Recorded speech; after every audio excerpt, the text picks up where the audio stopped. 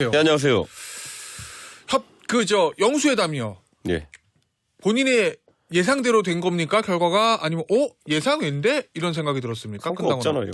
예? 네, 성과 없잖아요. 그게 예상이었어요, 본인은?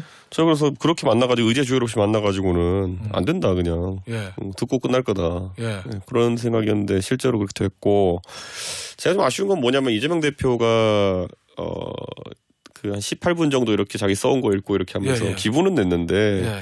그것보다는 한 두세 개 정도 딱딱 요거 안 들어주면 판 없자 요 정도의 강렬한 메시지가 필요했는데 이재명 대표 무슨 시정연설 비슷한 거 하고 좀 끝난 것 같아요. 아, 너무 나열식으로 했다? 그 안에서 뭐 본인이 윤석열 대통령의 역학관계라든지 이런 것들을 설정하는 데 있어서 예. 소기의 성과는 거뒀다 생각하겠지만은 너무 현안이 지금 시급한 것이 많아요. 특히 예. 특검 이런 것들 같은 경우에는 거의 선결 조건으로 걸고 애초에 맞나냐 안 맞냐를 그걸로 결정지었어야 되는데 예.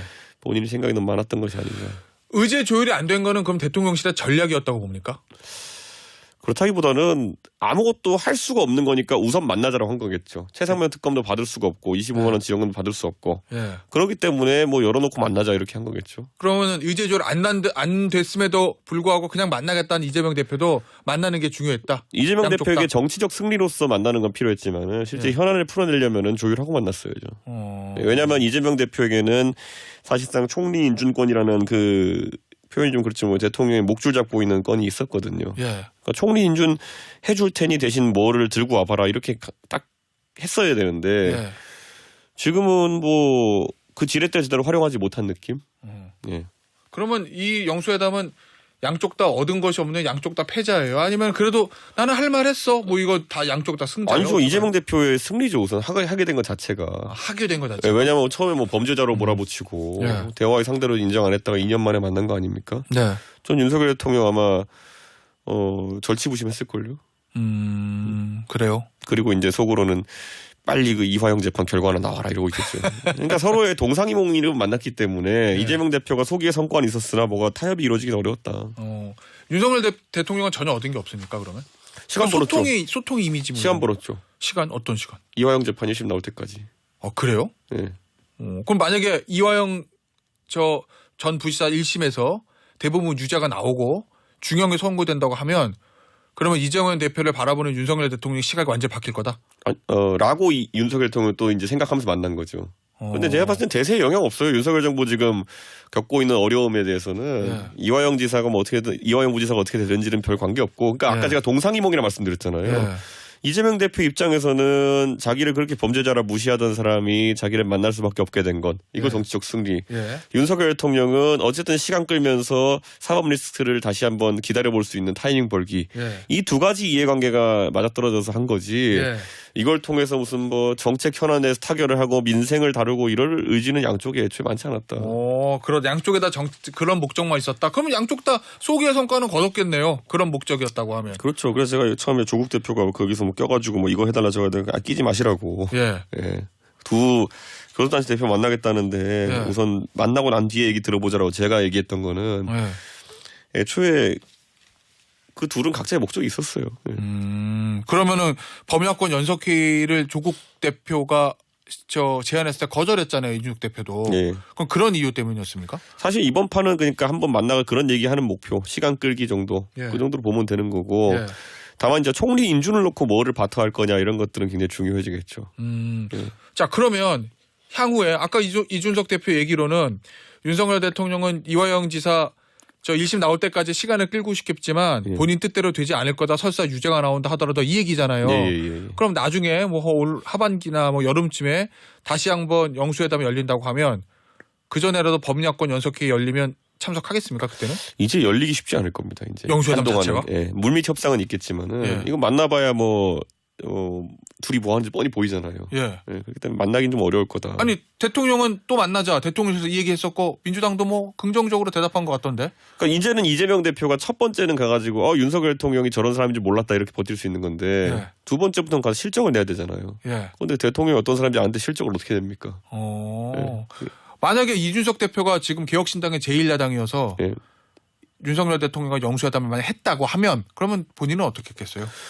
뭐 저는 그분을 만나는 게 뭐 특별한 일이라 저는 생각할 이유는 없기 때문에 예. 저는 최상병 특검 관련해 가지고 예. 빨리 전향적인 자세를 취해라. 안 그러면 만날 일 없다. 그 몇 가지만 한 가지만 딱 한 가지만 딱 예. 들고 갔을 거다. 핵심 의제만. 윤석열 알겠습니다. 대통령 입장에서는 그런 거예요. 최상병 특검은 사실 본인에게 결과에 따라 가지고 탄핵 사유가 제공될 수도 있는 거기 때문에 굉장히 민감한 겁니다. 예. 네, 그렇기 때문에 그게 엄청난 지렛대가 되는 건데 이재명 대표는 그걸 그렇게 사용하지 않았죠. 예, 아까 말했던 만나는 것 자체가 정치 효과가 있으니까. 알겠습니다. 최상병 특검법 얘기는 잠시 후에 좀 나눠보도록 하겠고 이 원래는요. 이 영수회담 제1야당뿐만 아니라 여러 정당 대표를 같이 만나는 경우도 있잖아요. 예. 그렇게 되면 예전처럼 그렇게 하면 아마 조국 대표뿐만 아니라 이준석 대표도 들어가서 용산 가서 대통령을 만날 텐데 네. 대통령 만나게 되면 하고 싶은 얘기 있습니까? 전 이번에 그렇게 한다 해도 다자간에 한다 해도 그렇게 만날 생각은 별로 없었다. 그러면 야당 대표 1대1로 만나자. 그러면 만날 생각이 뭐 있어요? 저랑은 1대1로 만날 일 없겠지만은 네. 제 입장에서는 여럿이 만나는 자리를 하더라도 저는 선결 과제로 최상병 특검 걸었을 겁니다. 그러니까 뭐 제가 윤석열 대통령 집무실에 안 가본 것도 아니고 예. 제가 그분하고 뭐 술을 안 마셔본 것도 아니고 밥을 안 먹어본 것도 아니고 뭐 그런 어떤 경험이나 관광의 측면에서는 제가 뭐 해볼 이유가 없잖아요. 예. 실무를 해야 되는 거 아니겠습니까? 예. 예. 그래서 저는 그런 측면에서는 아주 선결 조건을 강하게 내세웠겠죠. 예. 윤석열 대통령이 총선 이후에 본인도 변하겠다. 이제 정치하는 대통령이 되겠다. 이렇게 얘기했다가 알려져 있잖아요. 예전과 지금과 달라진 것이 없다고 봅니까? 전 달라진 게 뭐 저야말로 이런 거 많이 겪어봤거든요. 예. 대선 때 이제 조금 지지율 떨어지면은 뭐 저한테 와가지고 뭐 90도 인사도 하고 뭐 다 하세요. 네. 조금만 분위기 좋아지면 다시 고개 드십니다. 윤석열 대통령이 예, 예. 당시에 후보 때. 예. 예. 다 기억나잖아요. 그때 뭐 지지율 떨어지고 하니까 저한테 와가지고 90도 인사하는 사진 찍히고 아 그랬었나요? 예 가만히 있어요. 그런 거 찍히고 그 다음에 뭐 대표님이 시키는 대로 하고 뭐 시키는 대로 말 다 하고 하겠다. 그래놓고 이제 또 갑자기 또 뒤통수 쳐가지고 저는 그만둔다 그러고 다 그게 그때 제가 2번 가출했다 그러지만은 그게 들여다보면요 엄청난 이벤트들이 있어요. 그 전후로. 예. 굉장히 별난 분입니다. 그렇기 때문에 통상적으로 이렇게 보면 안 돼. 바뀌었다? 그거 그러면 그 얘기는 이준석 대표 얘기는 대통령이 변하는 게 아니라 총선이 결과가 워낙 안 좋기 때문에 전략적 후퇴 뭐 이렇게 표현해야 되나요? 바뀐 척하는 거다 뭐 이랬다는 얘기. 이런 말했잖아요. 얘기. 지금 절치부심하고 있을 거라고 이화영 재판 결과만 나와라 이러면서 이재명 대표에 대해서는 물론 제 추측이지만은 예. 절대 그렇게 저는 대통령께서도 나이가 60이 넘으셨는데 그렇게 쉽게 바뀌지 않으시려 봅니다. 아 그래요? 그럼 본인의 스타일 계속 고수할 거다. 그렇죠. 예. 그럼 지금 보여주는 모습들은 일종의 좀 보여주기다 이런 의미예요? 박근혜 대통령이 변하던가요? 선거 지고 나가지고 일시적 어려움을 겪었을 때 예. 그때 변하지 않고 결국에는 그때 많은 사람들이 통큰 대타협을 해야 된다. 예. 라고 해서 뭐 연정까지는 아니더라도 책임 총리 임명해가지고 야당에도 일정 부분 국정 운영에 참여할 권한을 주자 이랬는데 안 하잖아요. 애매한 카드로 김병준 카드 정도는 지금 끝냈잖아요. 근데 이 대표 그때 박근혜 당시 대통령은 네. 변하겠다는 말조차 하지 않았는데 네. 윤석열 대통령 본인 입으로 이제 변하겠다. 정치하는 대통령 되겠다라고 선언을 했으니까 좀 다른 거 아니에요? 아니 진행자께서는 저랑 이걸 갖고 뭐 부적절한 대화긴 하지만은 만약에 10,000원 내기하면 어디다 거시겠습니까? 아이고 왜 제가 왜 그런 거 왜 합니까? 저는 안 변한다에 걸겠습니다. 알겠습니다. 네. 자 최상병 특검법 얘기 좀 해보죠. 네. 최상병 특검법을 이준석 대표가 네. 이 총선 전에도 그렇고 후에도 그렇고 굉장히 지금 제일 중요하게 보는 것 같다는 저는 느낌을 받았어요. 윤석열 대통령이 지금 뭐 입만 열면은 뭐 북한과의 관계에 있어서 예. 뭐 전쟁도 불사할 것처럼 말씀하시잖아요. 네. 사실 이 최상병 건을 단순히 지휘부와 대통령 그리고 박정훈 대령관이 있던 건으로 볼 게 아니라요. 그건 박정훈 대령 건이고요. 최상병 건은 사실 군에 가족이 가 있는 많은 대한민국 국민들이 굉장히 우려스러운 눈빛으로 보고 있는 사건이에요. 그러니까 결국에는 그 한 해 전에 2022년에 포항에서 해병대 1사단이 수해 복구하고 이러면서 굉장히 좋은 평가를 받고 네. 그거에 대해 가지고 실적을 어느 정도 의식해 가지고 최상병이라는 진짜 무녀동남인 그 시험관 시술로 낳은 그 소중한 최상병을 위험한 상태에서 대민 지원에 투입했다는 거 아닙니까? 그런데 그러한 거에 대해 가지고 진실을 캐는 과정에 대해 가지고 막아선다. 이거는 글쎄요 저는 의무 복무를 하러 가족을 보낸 사람들 입장에서는 굉장히 섬뜩한 이야기고 지금 해병대도 우리나라 전역자들 얼마나 많습니까? 근데 해병대의 명예를 땅에 떨어뜨렸다. 해병대 원들이 아니라 해병대 사령관이 해병대의 명예를 땅에 떨어뜨렸다는 것 때문에 지금 굉장히 말이 많이 나오고 있는 거거든요. 그럼 이 단순히 최상병 한 사람의 문제가 아니라 대한민국 군 전체가 걸린 문제다 이런 이렇게 의미예요? 보시면 되죠. 적어도 우리나라에서 의무 복무를 하고 이랬을 때는 그건 희생이고 헌신이거든요. 예. 그럼 그에 대해 가지고 얼마나 국가가 고마워하고 그리고 그들의 안전을 보장하기 위해서 최선의 노력을 다하느냐가 얼마나 중요한데요. 이게 확보돼야지 해병대는 해병대를 싸다는 돌격부대입니다. 나중에 북한에 상륙해야 되는 부대인데 자, 그러면 사기가 안 좋으면 아무 기동도 못 해요. 그러면 저 이준석 대표가 중요하게 생각하는 거는 최상병이 그렇게 돌아가시게 된 그 원인을 찾는 데 집중하는 건가요? 박정훈 대령에 대한 수사 외압이 아니 문제보다? 원인을 찾아보면은 뭐가 나올지 몰라요. 예. 그런데 원인을 찾으려는 과정에서 지금 대통령실 권력이 이것을 비호하기 위해 가지고 계속 수사 단계 막아 세우고 예. 그 수사 제대로 해보렸던 사람을 항명죄로 지금 재판에 올려가지고 26년 동안 제복 군인으로 명예롭게 근무했던 박정훈 대령을 지금 일 못하고 재판장에 세우는 거 아닙니까? 박정훈 대령이 한 말 중에 가장 인상적인 게 뭐냐면요. 본인이 하고 싶은 거는 돌아가가지고 정말 최상병 수사를 잘 마무리하고 싶다. 네. 끝까지 최상병 그 부모가 기다리는 그 진실을 밝히고 싶다. 얼마나 참군인입니까? 근데 이 사람 지금 대기 발령 시켜놓고 지금 인터넷도 안 들어오는 사무실 어디 앉혀가지고 지금 모욕 주고 있는 거거든요. 얼마 전에 이런 얘기 했잖아요. 박정훈 단장 무죄 나오면 정권 내놔야 된다. 그런데 탄핵을 얘기한 건 아니다. 이거는 만약에 박정훈 대령이 무죄 나오잖아요. 네. 그러면 군에서 누가 지휘관으로서 통수권자로서의 대통령을 존경하겠습니까? 그런 의미에서 그게 첫 번째요. 두 번째로는 우리 국민들이 봤을 때 검사 윤석열이라는 사람은 거학과 싸우는 사람이라고 해서 우리가 대통령 만들어준 겁니다. 예. 근데 지금은 그 거학이 아니라 거학이 돼버린 거예요. 대통령이. 그러면은 만약 무죄 나오면요. 대통령이 본인과 본인 주변의 권력을 이용해가지고 진실을 캐려던 박정훈 대령을 항명이라는 아주 중요한 군인에게는 불명예스러운 그런 죄목을 씌워가지고 재판에 세운 거예요. 그래가지고 재판을 받게 하고 실제로 제복군인의 명예를 더럽혔다 그러면은 그거는 간단한 일이 아닙니다. 저는. 알겠습니다. 자, 그런데 일단 민주당에서 이거 21대 때 처리를 하겠다고 본회의에 올린다는 거고 예. 그러면 국민의힘에서는 지금 저 불가론이 나오는 것 같아요. 일단은 부결이 될 거고 그러면 대통령 죄송합니다. 저 인용이 가결이 될 거고 예. 그러면 대통령은 거부권 행사할 확률이 높을 거고 예. 문제는 재의결이거든요. 예. 이때 어떻게 될 거로 보십니까? 저는 양심적인 국민의힘 의원들이 21대 내내 대통령의 권력에 짓밟혔다면은 이제 임기 마치고 또 몇몇 분은 의정 활동을 마무리하셔야 되는 분도 있는데 예. 이번에는 재의결에 찬성을 해야 된다.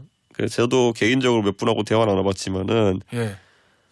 정말 이거는 논리적으로 보면 재의결에 찬성해야 되는 게 맞는데 당위의 측면 말고 현실적으로는 어떻게 될 것 같아요? 현실로는 이래가지고 또다시 탄핵 사태가 벌어지고 보수가 무너지는 거 아니냐 이렇게 저한테 얘기하는 분이 있더라고요. 네? 그 얘기는 무슨 의미죠? 이렇게 만약에 최상병 특검법이 되면 이란 특검 수사만 아까 말했던 것처럼 만약에 권력의 개입이나 이런 것들이 많이 나오게 되면은 네. 이건 또 문제될 수 있는 거거든요.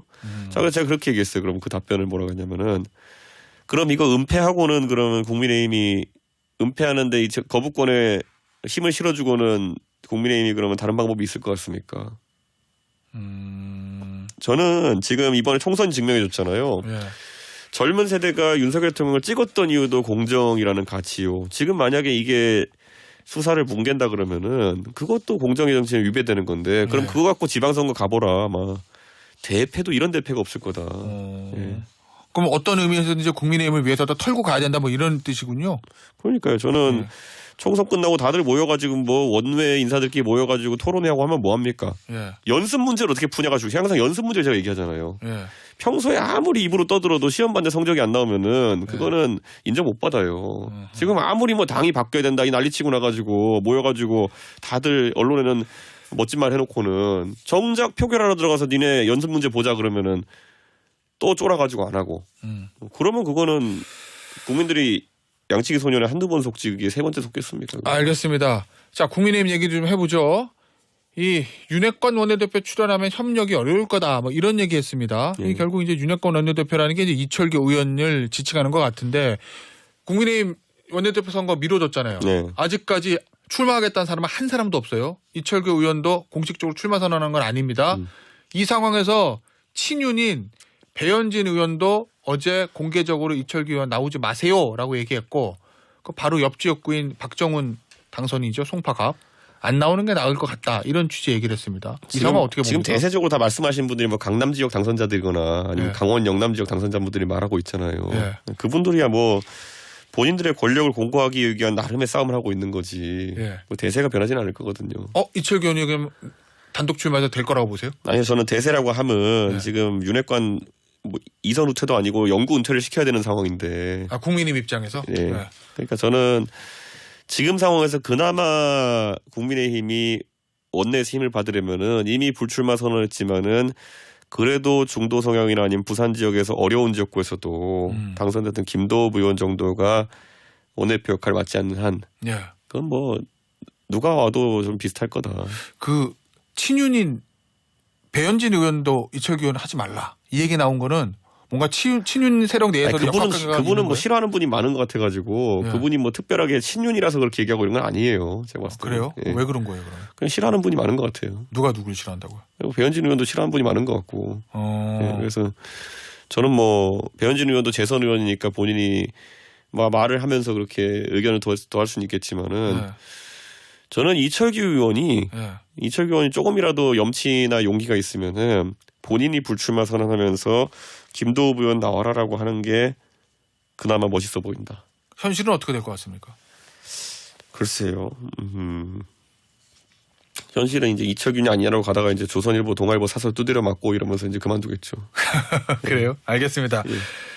국민의힘에 지금 저 원외 당협위원장들이 모여서 천목회라는 거 만들고 특히 수도권 원외 낙선자들이 당의 개혁을 강하게 요구하고 있잖아요. 예전에 이준석 대표가 국민의힘 있을 때 국민의힘이 뭐 자유한국당 때라든지 미래통합당 때 많이 하던 일 아닙니까? 그거 제가 그 챗 GPT에 넣어도 그분들이 뭐라고 할지 대충 예상이 가요. 어떤 의미죠? 원외 사람들의 의사를 반영할 수 있는 구조를 만들어라. 예. 원외 대표 뽑아라. 뭐 이런 거 다 맨날 한 얘기거든요. 본인도 예전에 했던? 예. 뭐 저는 안 했어요. 그런 거 할 때. 그래요? 근데 그거 많이 하시는 분들이 있어요. 예. 그 이제 서울 지역도 이제 드디어 산악선을 경험하신 분도 있고 하기 때문에 예. 이분들이 매 시즌마다 하시는 게 있어요. 전혀 비하적인 의미가 아니라 그런데 그 지금 당장 의원 된 사람 받아줄 생각도 없습니다. 그거. 예. 그냥 뭐 왜냐면 매 선거 이후에 반복되다 보니까 지난번만 약간 달랐긴 지난번은 좀 더 멋있게 이제 부정선거로 뛰어들었어요. 아니 그래도 본인도 예. 낙선하고서는 국민의힘에 있을 때 뭔가 그런 개혁적인 목소리를 냈잖아요. 당에. 저는 그렇게 전화를 자잘한 거 안 하고요. 전 전당대회 나가버리고 치웁니다 그냥. 예, 저는 그렇게 뭐 가가지고 뭐 예. 원외 대표 자리를 주십시오. 뭐 사무총장은 원외로 줘야 된다. 대변인 두 자리를 원외에 배정해라. 이런 거 안 했어요 저는. 예. 가가지고 그냥 전당대회 나가야지. 에이 그러고 그냥 나가버립니다. 그러니까 자, 그러면 이분들도 지금 복잡한 얘기할 필요 없이 전당대회 나가시면 돼요. 오. 예. 원외에서 이준석 대표가 예전에 했듯이 전당대회 나가서 승부를 봐라. 이런 거냐. 원외라는 게 유의미한 블록으로서 만약 이분들에 대해서 당원들이 이분들 챙겨줘야겠다는 생각이 있으면은 전당대회에서 다 입성시킵니다. 실제로 그렇게 됐죠. 지난번에도 저 대표 될 때도 보면 뭐 정미경, 김재원 이런 분들 다 들어갔잖아요. 김용태. 예. 예. 알겠습니다. 자, 22대 국회에서 개혁신당과 국민의힘은 어떤 관계로 설정이 될까요? 왜냐하면 국민의힘 출신이고 뭐 야당이긴 한데 네. 건전한 보수 세력을 지향하잖아요. 개혁신당은. 이철규 원내대표 만약 되는 순간 뭐 얘기할 것도 없죠. 저를 죽이려고 선봉에 섰던 분 중에 하나인데 예. 그런 분을 원내대표로 의원들이 합심해서 뽑았다? 저는 오해 없이 받아들일 겁니다. 그게 무슨 의미인지. 만약에 그러면 본인이 아까 얘기했던 대로 김도읍 의원이 원내대표가 되면요. 그분은 좋은 분이니까 그렇게 되면 또 다르죠. 그러면 개혁신당과 협력을 할 수 있다는 얘기입니다. 죄송합니다. 그 국민의힘과 협력을 좀 할 수 있다는 얘기입니까? 뭐 사안별이겠죠. 근데 제가 봤을 때는 김도읍 의원이나 아니면은 그 외에도 제가 뭐 김도읍 의원님이 수면 위에 올라왔으니까 얘기하지만은 예. 다른 분들 좋은 분들이 있어요. 예. 알겠습니다. 국민의힘 전당대회는 어떻게 될 것 같아요? 한동훈 비대위원장이 나오느냐가 되게 관심 받을 텐데요. 예. 예. 못 나오죠. 못 나오는 거, 안 나오는 게 아니라 못 나오는 거다? 한동훈 위원장 제가 이제 계속 이제 돈 안 받고 방송에서 컨설팅 하다 보니까 제가 지금 장난치는 걸로 이제 생각하는 분들이 있는데 예. 전당대회 나와가지고 만약에 이준석 모델이나 아니면 여러 가지 원외에서 발 딛고 올라가는 모델이 되려 그러면은 필설로 승부를 봐야 돼요. 필설이라는 말과 글로. 말과 글로. 예. 예. 그건 제가 한동훈 위원장 이 지난 총선 때도 보면은 그 필설로서 승부를 본 걸 본 적이 없어요. 예. 그러면 조직 선거해야 되거든요. 예. 한동훈 위원장이 조직 선거를 하면은 어쩔 수 없이 한동훈 위원장도 정치 신인에 가까운 분인데 흙탕물이 묻어요. 술도 안 먹는다 그러는데 동네 가가지고 뭐 지역에서 형님 동생하고 윤상현 스타일 정치 이런 거 할 수 있어요? 그러니까 그러면 한동훈 위원장은 진짜 멋있게 댄디하게 본인이 필설로서 사람을 대중을 사로잡아야 되는 것인데 할 수 있을까요? 그러니까 한다면 돼요. 예. 한다면 돼요. 그럼 지상전은 쉽게 말하면 지상전은 어렵고 조직이 없으니까 네. 그럼 결국 공중전으로 승부를 봐야 된다 이 얘기군요. 그걸 해낼 수 있으면 돼요. 근데 네. 이게 웃긴 게 뭐냐면 그거 할 수 있었으면 총선 때 했어야죠. 왜 지금 해요? 뭐라고 총선 때 안 하다가 지금 때 해요? 총선 때 피해 다녔잖아요. 총선 때는 하다못해 정치쇼에 출연할 수 있었는데 안 했잖아요. 출연할 수 있어요?